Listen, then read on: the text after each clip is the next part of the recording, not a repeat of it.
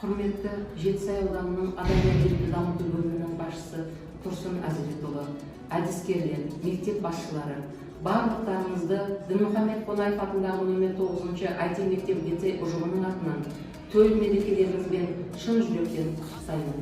Өмір өзен, асып та, тасып та жатады. Сабасына түсіп, бір қалыппен де ағады, бірақ онда тоқтау жоқ. Дауыл тұрған кезіне тап кетсең, асау толқындар терең тұңғиыққа батырады, жағалауға да лақтырады. Онда соған шыдас бергендер ғана ғұмыр кешеді, деп ұлы тұлға Дінмұхамед Ахметұлы Қонаев айтқандай, ауыр да қиын еңбектеріңізге творчестволық табыс тілейміз.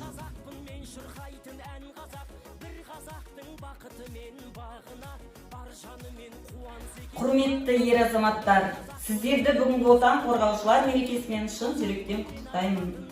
Баян батырдай батыл, қозы көрпештей көрікті, сөйлегендей сүйікті болыңыздар. Райымбектің батырлығын, Қабанбайдың батылдығын, Қарасайдың өткірлігін тілеймін.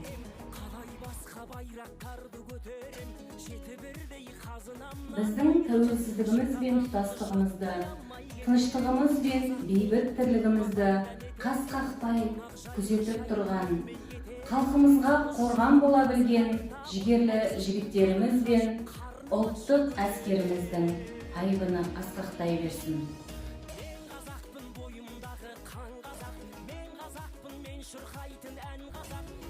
Біздің ер азамат әріптестеріміз, бейбіт күні ұлағатты ұстаз, қамқор әке, мықты маман болса, ел басына күн туған жағдайда қолына қару алып, ел қорғайтын қаһарман боларына мен кәміл сенемін. Себебі олар ұлы дала ұландары, тәуелсіз ел қорғандары.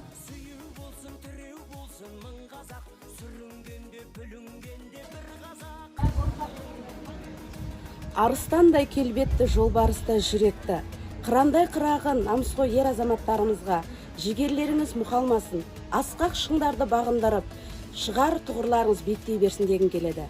Мерекелеріңіз құтты болсын.